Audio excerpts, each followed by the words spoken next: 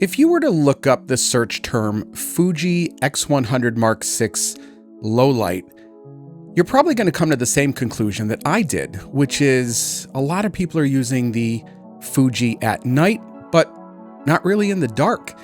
Instead, it's a lot of really well-lit streets. And while that is technically night photography, I'm not quite sure it's really low-light photography. In fact, you'd be hard-pressed to find any video, blog post, or review talking about the Fuji's capabilities, if any, in truly dark conditions like long exposure landscape or even astro landscape Milky Way photography. I wasn't able to find a video anywhere related to that. So let's fix this. Welcome to what I think is the internet's first video featuring the Fuji X100 Mark VI under those conditions, including astro landscape photography.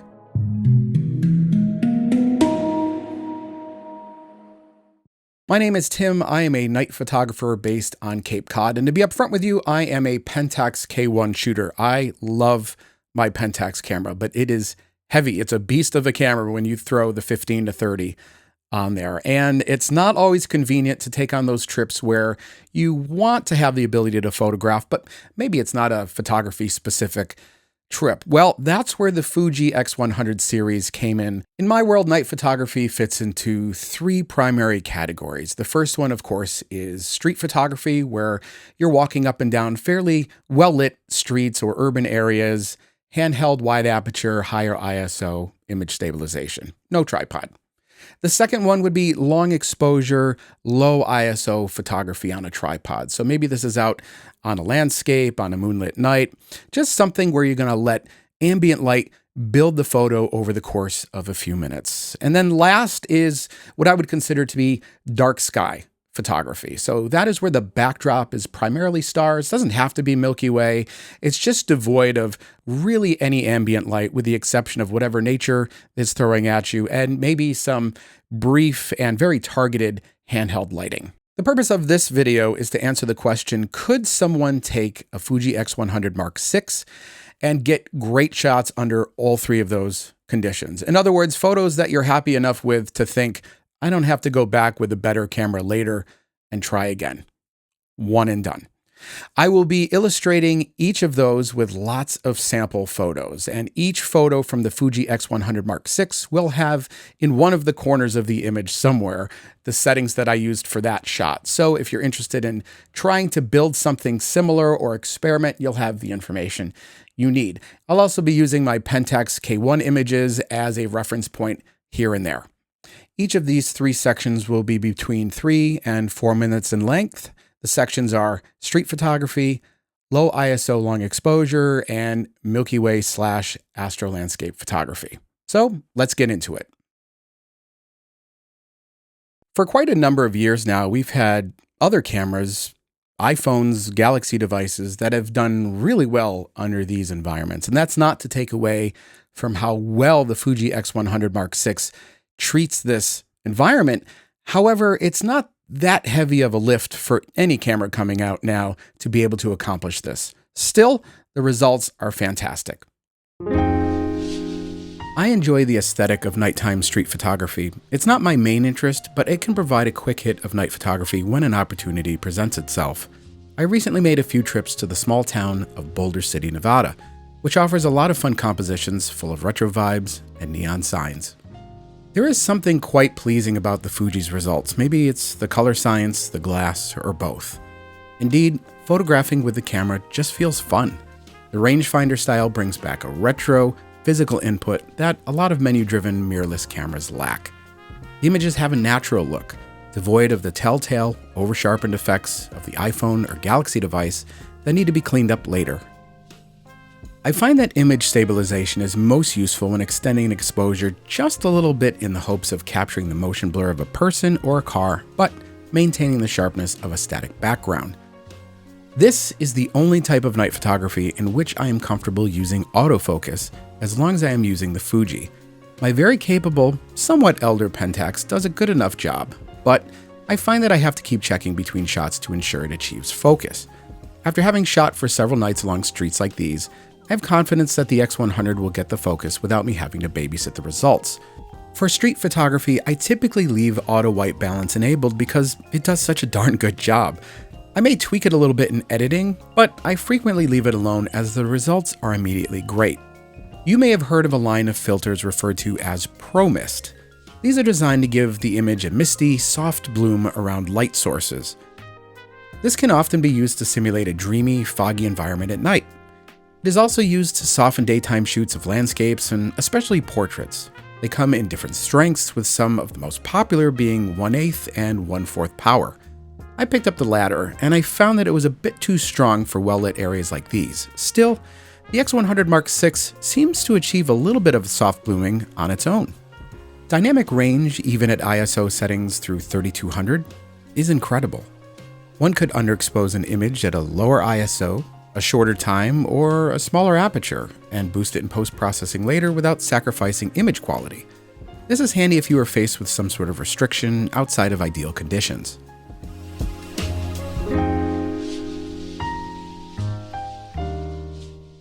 Unsurprisingly, the Fuji X100 Mark VI did amazing with street photography, so we're going to consider that box checked. One of my favorite forms of night photography is long exposure, low ISO. In my opinion, that's usually a few minutes long, and the benefit to that is you get to capture the motion of time, whether that results in star trails or maybe the streak of a distant car driving down a road. It just creates this ethereal view of the world that you don't normally get to see with your own eyes. In fact, if you just stand around waiting for an image to complete, and you're not staring at your phone, it can be kind of a therapeutic thing just to be out there at night, relaxing and taking it all in. This type of photography has not been a heavy lift for most cameras dating back 15 or 20 years, so I expected the Fuji would do just fine here as well.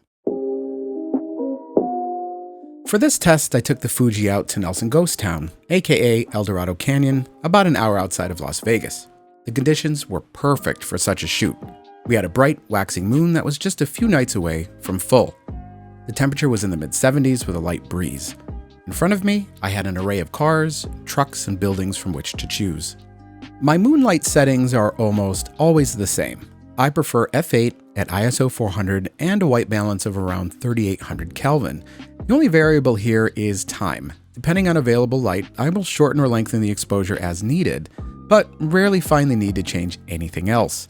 Since these are my go-to settings for the Pentax, I set the Fuji to the same.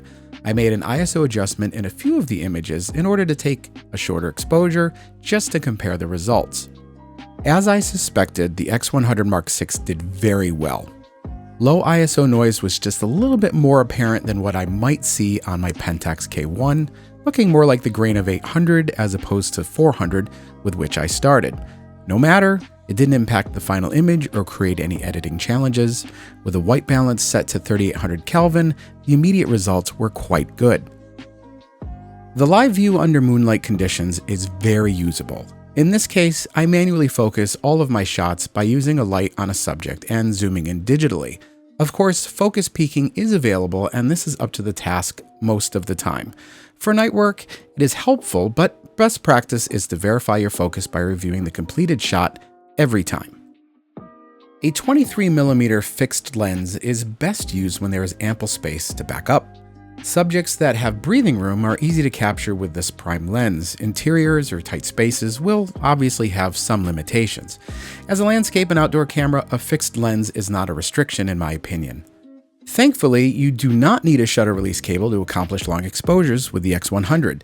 Simply switch the dial to T, and from there you can access a selection of preset shutter times in small increments up to 1 minute. After a minute, shutter times increase exponentially, which means it jumps from 60 seconds to 2 minutes to 4 minutes to 8, and then to the maximum of 15 minutes. If you have very specific time requirements, you may want to get that bulb cable. I have found that 1 to 2 minutes is typically fine for this type of shooting. Battery life was great. I photographed for 3 hours straight and still had a third left when I wrapped up for the night. The majority of energy gets gobbled up by the use of the live view screen. On my Pentax, I expect to get about 4 hours of typical usage, and I would anticipate the same out of the Fuji battery.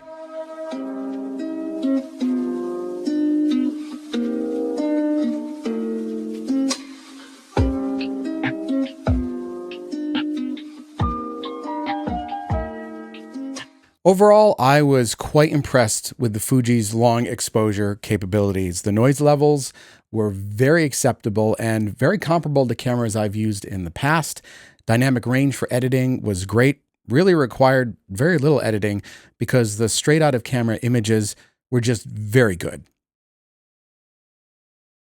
This is where the rubber really hits the road with this camera. Would it be able to get passable or even great Milky Way astro landscape photography? Again, I've not seen any indication that anybody had really tried this, and if they have, they haven't posted about it.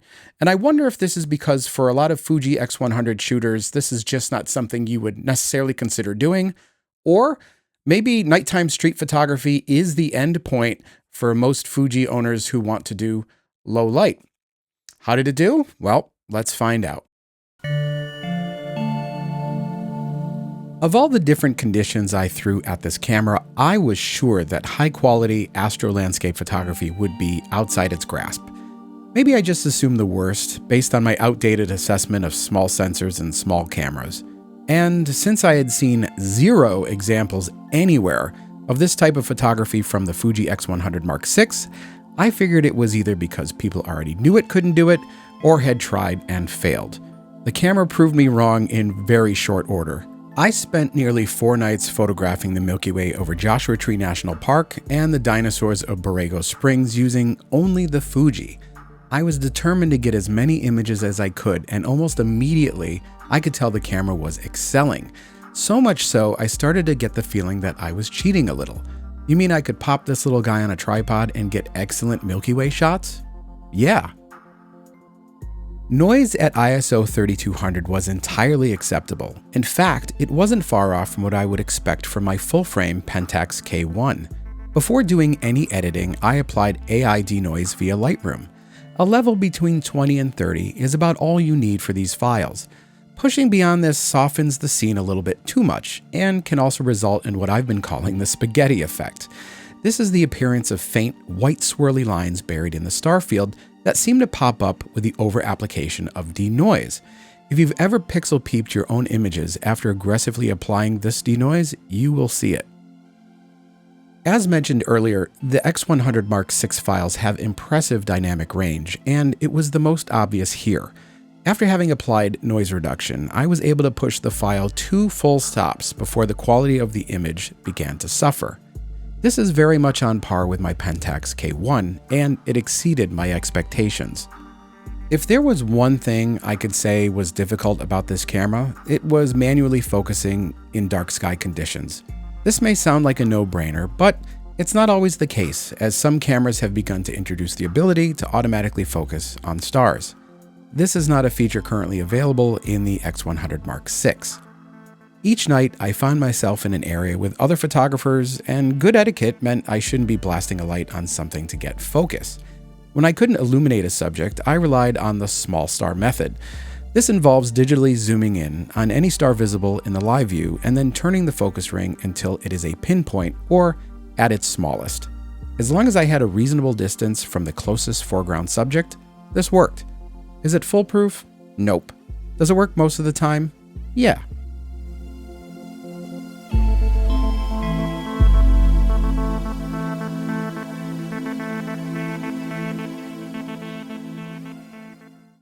So yeah, my mind was blown. I could not get over how well those photos were coming out. Great colors, straight out of camera, lots of data, lots of dynamic range to work with to pull out a great photo in editing. Yeah, you can go out and shoot astro landscape photography with the Fuji X100 Mark VI. We're going to check that box. In conclusion, absolutely.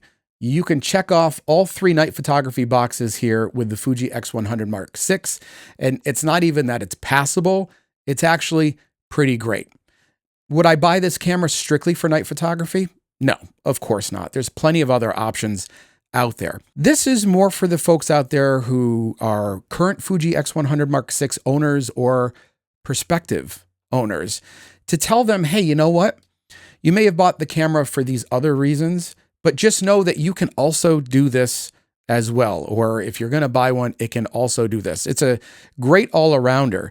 Coming from a low-light night photographer, I'm going to give it my thumbs up and recommendation. If you're somebody who owns this camera now and you haven't pushed it along these abilities, give it a try. Refer back to the settings that I mentioned throughout this video and see your results. I would love to see more of this camera being utilized under those conditions. I hope you found this video useful and a fresh addition to an almost comical amount of review videos of the Fuji X100 Mark VI. If you'd like to learn more about night photography or go on a night photography adventure, I do offer workshops and tours. You can check those out at capecodworkshops.com. Happy shooting! See you out there after dark.